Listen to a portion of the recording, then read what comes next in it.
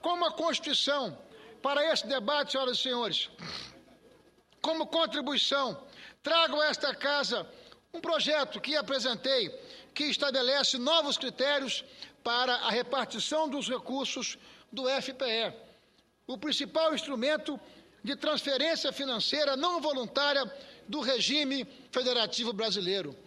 E foi com muita alegria que, agora há pouco, participando da reunião de líderes, presidida pelo presidente Jair Sarney, nós vimos ali as lideranças acertarem e definirem como prioridade o desenvolvimento de um tema tão relevante como esse nas comissões de Constituição e Justiça, na Comissão de Assuntos Econômicos e na Comissão de Desenvolvimento Regional.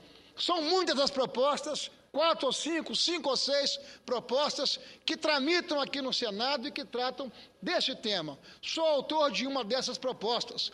E a decisão do colegiado de líderes é que nós estaremos apensando todas elas para que nós possamos iniciar já o debate em relação a esse tema de elevada relevância para os estados brasileiros. Constitucionalmente, o FPE tem como propósito promover o equilíbrio socioeconômico entre os entes da federação, mas isso não foi levado em consideração na definição dos coeficientes fixos atribuídos a cada estado pela Lei Complementar 62 de 1989. Foi esse o motivo que levou o Supremo Tribunal Federal a estabelecer um prazo limite para a vigência da lei de 31 de dezembro do corrente ano. A proposição de minha iniciativa resgata as diretrizes principais do FPE baseados no Código Tributário Nacional. Ela considera que o tamanho relativo de cada estado, tanto territorial quanto populacional, modifica a escala de demanda por serviços públicos. É justo, portanto, que o tamanho relativo de cada estado influencie a configuração do FPE em razão das demandas por políticas públicas. Como critério socioeconômico, ao invés do PIB, optamos pela renda domiciliar per capita, o indicador da renda média apropriada pelas famílias é de fácil atualização e é capaz de captar com clareza mudanças no desenho tributário e na dinâmica de atração de investimentos.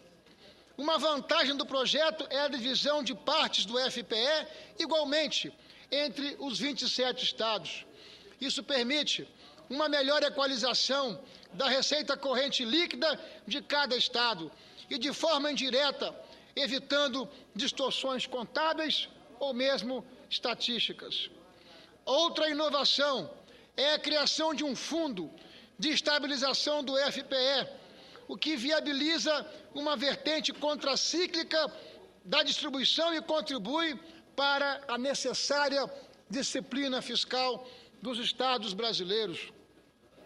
Com este fundo de estabilização, vai ser possível poupar recursos em períodos de expansão e compensar recursos em períodos de contração.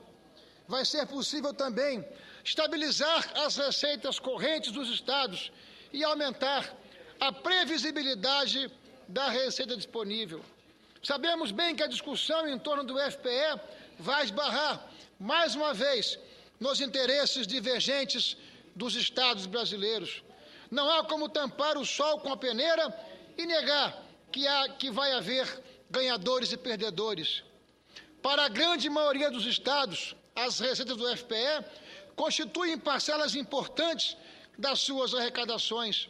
Eventuais perdas, com a mudança dos critérios de rateio, pode acarretar duros e reais desequilíbrios fiscais.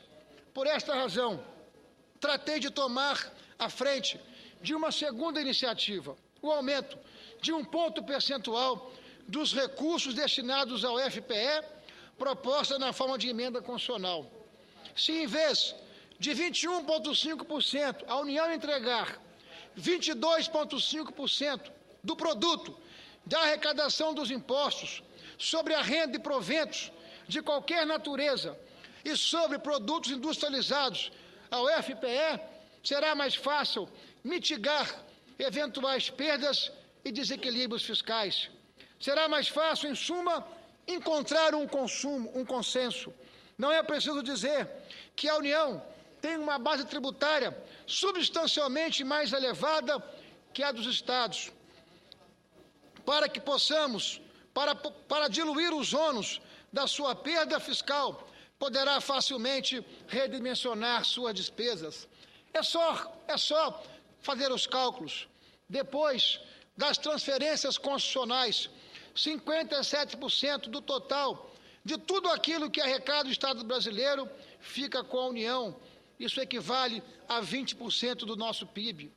Os 27 estados, incluindo o DF, repartem entre si apenas 25% das receitas, algo em torno de 8,7% do produto interno bruto.